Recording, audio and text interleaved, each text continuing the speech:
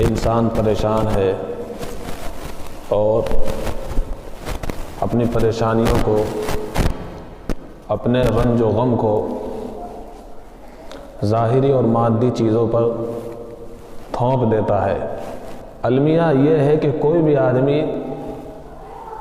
اپنے بارے میں غور و فکر کرنے کے لیے تیار نہیں کہ پریشانی کیوں آ رہی ہے اور اصل وجہ کیا ہے۔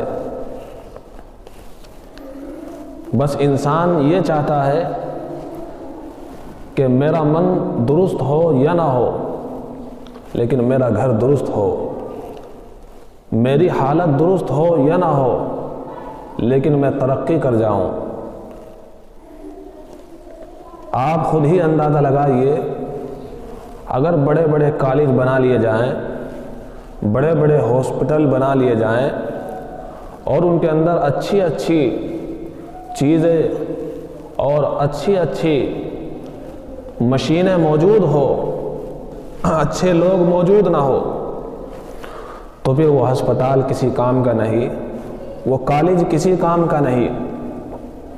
تو ضرورت سب سے زیادہ اچھے انسان، اچھے ڈاکٹر اور اچھے انجینئر کی ہے۔ تو کیا فائدہ ہوگا ان عمارتوں کا کہ جن میں کام کرنے والے بالکل بوسیدہ اور بالکل بیکار ہو۔ اسی لیے ہمارے اسلام نے ہمیں متوجہ کیا ہے، ما اصابکم من مصیبت فبما کسبت ایدیکم، یہ ظاہری مصیبتیں جو تمہیں آ رہی ہے ان کو ظاہری اسباب پر نہ تھوپو، بلکہ حالات کے بدلنے میں، حالات کے اچھا ہونے میں یا حالات کے خراب ہونے میں انسان کے کردار اور انسان کے کیریکٹر اور انسان کے اخلاق، انسان کے معاملات کا بہت بڑا دخل ہوا کرتا ہے۔ انسان کے جیسے اعمال ہوتے ہیں، کہا گیا ہے اعمالکم حکامکم، اسی طرح کے اللہ رب العزت حکام اور حکمران اور امیر اور بادشاہ مسلط فرما دیا کرتا ہے۔ انسان اپنے اعمال میں، اچھے اعمال میں ترقی کرنے کے بجائے برے اعمال میں ترقی کرتا جا رہا ہے، اور اس ترقی کو اصلی ترقی سمجھ رہا ہے، اور اچھے اعمال میں ترقی کو کوئی ترقی نہیں سمجھتا ہے۔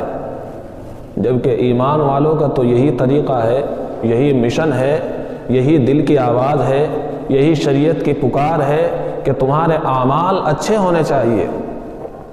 اعمال جب اچھے ہوتے ہیں تو اعمال کا اثر معاشرے پر پڑتا ہے، اعمال کا اثر دنیا کے نظام پر پڑتا ہے، دنیا کا نظام بدل جایا کرتا ہے۔ لیکن اعمال چونکہ درست نہیں، اس لیے آج حالات تنزلی کی طرف ہے، صرف اور صرف ہمارے اعمال کی وجہ سے۔ مسجدوں کو دیکھ لیجئے، ہماری مسجدیں کتنی ویران نظر آتی ہے۔ ہمارے اخلاق کو دیکھ لیجئے، ہمارے اخلاق کتنے گرے ہوئے نظر آتے ہیں۔ اور اپنے معاشرے کو سود خوری میں دیکھ لیجئے، زنا میں دیکھ لیجئے، بدکاری میں دیکھ لیجئے، گھریلو جھگڑوں میں دیکھ لیجئے، اختلافات میں دیکھ لیجئے، سب سے اوپر نظر آتے ہیں۔ یہی سب کچھ ہو رہا ہے آج، اختلاف بہت زیادہ، ذرا سی بات پر اختلاف۔ یہی وجہ ہے کہ ان اختلاف کی وجہ سے آج ہمارے گھروں میں بسیرا نہیں ہے۔ ایک بھائی دوسرے بھائی سے کٹ رہا ہے، ہٹ رہا ہے۔ گھروں میں جو آبادی ہونی چاہیے تھی، گھروں میں جو محبت، میل ملاپ، الفت، انسیت جو ہونی چاہیے تھی، آج اس اختلاف نے اس انسیت کو اور اس محبت کو، اس پیار کو بالکل ختم کر کے رکھ دیا ہے۔ تو اگر اختلاف گھر میں پیدا ہو جائے تو گھر نہیں چلا کرتا ہے، اور جب یہ اختلاف گھر سے باہر نکلے گا، معاشرے میں پیدا ہوگا، تو پھر ہمارا معاشرہ کیسے وجود میں آ سکتا ہے؟ ہماری تو تعلیم، مذہب اسلام کی تعلیم یہ ہے، کوئی فقیر ہو، کوئی امیر ہو، کوئی غریب ہو، کوئی اپاہج ہو، کوئی بھی ہو، کالا ہو، گورا ہو، ایک ہی صف میں کھڑے ہوگئے محمود و ایاز۔ نہ کوئی بندہ رہا، نہ کوئی بندہ نواز، یہاں کسی میں کوئی تفریق نہیں کی جاتی ہے۔ مذہب اسلام یہ کہتا ہے شانہ بشانہ اور کندھے سے کندھے ملا کر کھڑے ہو جاؤ، کوئی تفریق نہیں۔ جو پہلے آ گیا وہ پہلی صف میں بیٹھ گیا، جو بعد میں آ گیا وہ بعد والی صف میں بیٹھ گیا، کسی کو کسی کی جگہ سے نہیں اٹھایا جاتا ہے۔ آج بھی اس پر عمل ہے۔ تو مذہب اسلام کی اتنی پیاری اچھی تعلیمات ہم سب کو زبان سے بھی ہے اور کردار کے اعتبار سے بھی مذہب اسلام نے ہم سب کو نماز کی صورت میں، عبادات کی صورت میں اتنا اچھا نمونہ دیا ہے۔ حج بیت اللہ کو دیکھ لیجئے، سارے انسانوں کا ایک ہی لباس ہوگا، بادشاہ ہوگا اپنے وہاں کا بادشاہ ہوگا، حکمران ہوگا اپنے وہاں کا ہوگا، اور اچھے اچھے کپڑے پہننے والا اپنے وہاں کا ہوگا۔ یہاں آگے ہو کوئی تفریق کسی میں نہیں کی جائے گی، وہی کفن، وہی احرام، وہی سب کا لباس۔ تو مذہب اسلام کی اتنی اچھی تعلیمات جس کو ہم سب لوگوں نے بھلا دیا ہے دوستو۔ آج ہم سر پیٹتے ہیں، آج ہم روتے ہیں، گڑ گڑاتے ہیں، یہ کیا ہو گیا ہے؟ ہماری مسجدوں کو کیا ہو گیا ہے؟ مدرسوں کو کیا ہو گیا ہے؟ ہمارے معاشرے کو کس کی نظر لگ گئی ہے؟ ہر انسان اپنی طرف نہیں دیکھتا ہے۔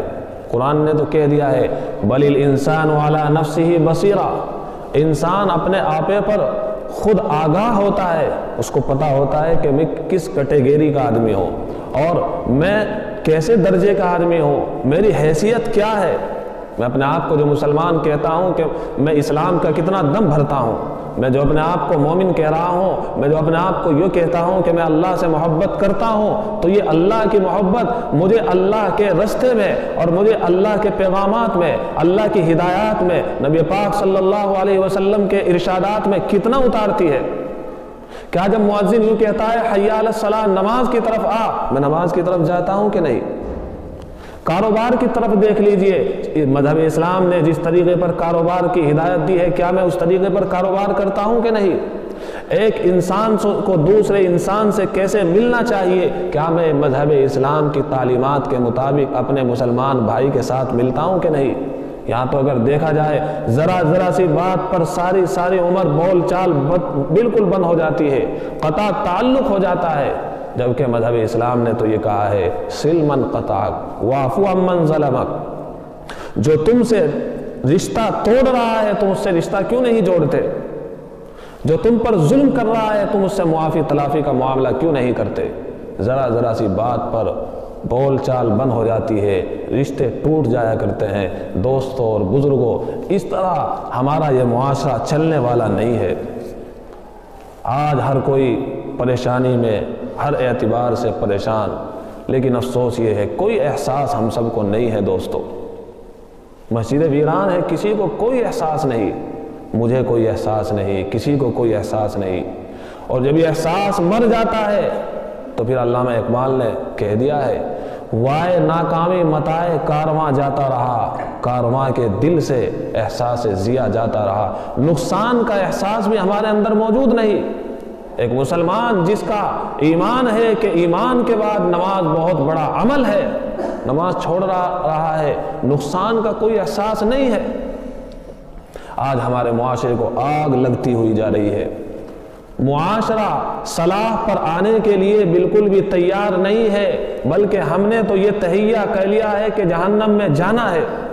زبان سے نہیں کہتے، لیکن ہمارے اخلاق، ہمارے کردار یہ سب کچھ بتا رہے ہیں کہ انسان اگرچہ کہہ رہا ہے کہ میں اللہ کو مانتا ہوں، لیکن اللہ کی ایک نہیں مانتا ہے، جہنم کی طرف جا رہا ہے، کوئی بچانے والا نہیں ہے۔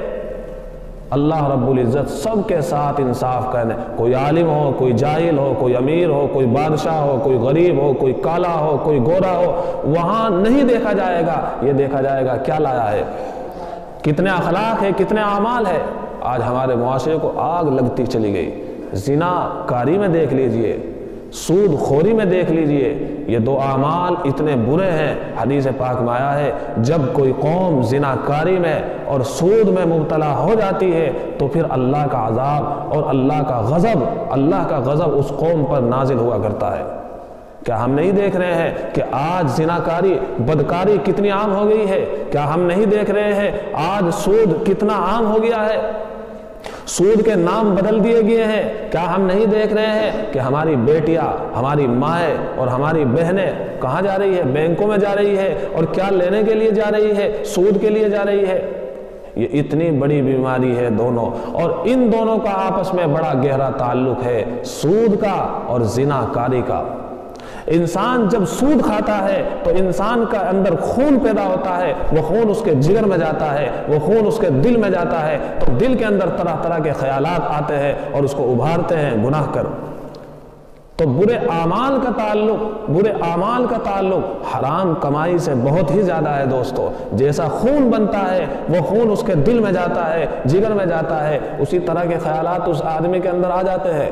تو ضرورت اس بات کی ہے دوستو اور بزرگوں، اور افسوس تو یہ ہے کہ ایک ایمان والا سودی کاروبار کر رہا ہے، اس کے پرسنٹ کو دیکھ لیا جائے، اتنے پرسنٹ بڑھا کر واللہ العظیم بہت ہی افسوس ہوتا ہے بات کرتے ہوئے۔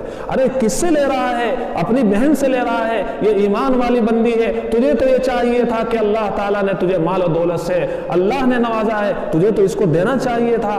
ایک قرض خام سے قرض لینے کے لیے آیا ہے، ہمیں اس کو قرض دے دینا چاہیے تھا۔ جب ہم نے دیکھا اس کی ظاہری حالت صحیح نہیں ہے، کماتا ہے لیکن حالت خراب ہوتی جا رہی ہے، ہمیں پتہ ہے بہت غریب ہے، لیکن ہم کہتے ہیں یا تو دے ورنہ کچہری میں جا کر تیرے خلاف مقدمہ کرتا ہوں، اور اتنے 10,000 تھے، اگر آئندہ اتنے دن اور بڑھ گئے تو اب یہ 10 سے 20,000 ہو جائے گے، پھر یہ 30,000 ہو جائے گے، یہ 50 ہو جائے گے، اور باقاعدہ ان چیزوں کو ہمارے یہاں تشہیر دیا جا رہا ہے۔ یہ کوئی ڈھکی چھپی بات نہیں ہے، کون کر رہا ہے؟ مسلمان کر رہا ہے، مسلمان کا خون پی رہا ہے، جبکہ اللہ کے نبی صلی اللہ علیہ وسلم نے تو تعلیم یہ دی ہے، اگر قرض دار کو دیکھو تم، جس نے تم سے قرض لیا ہے وہ بیچارہ بہت ہی غریب ہے، اور تمہیں پتہ بھی ہے کہ وہ غریب ہے، بیچارہ کماتا ہے، تھک جاتا ہے، تمہارے سے معافی مانگ رہا ہے کہ مجھ سے نہیں بن رہا ہے، آپ کیا کر رہے ہو؟ سود بڑھاتے جا رہے ہو، آپ کیسے اسلام والے ہو، آپ کیسے ایمان والے ہو، آپ کیسے اللہ کے ماننے والے ہو، آپ تو اپنے ایمان والے بھائی کا خون پی رہے ہو۔ شرم کھانے کی ضرورت ہے، سب کو شرم کھانے کی ضرورت ہے، جو بھی یہ کام کر رہے ہیں انہیں سوچنا چاہیے، ارے میری ماں آئی ہے، بوڑھی اماں آئی ہے، یہ بیٹی آئی ہے، اس کی شادی کی باری آئی، ہونا تو یہ چاہیے تھا کہ ہم سب کو مل کر اس غریب بیوہ کی بچی کی شادی کروانی چاہیے تھی، لیکن یہ کیا ہو رہا ہے؟ سود پہ سود بڑھائے جا رہے ہیں۔ اللہ تعالی ہم سب کے حال پر رحم فرمائے۔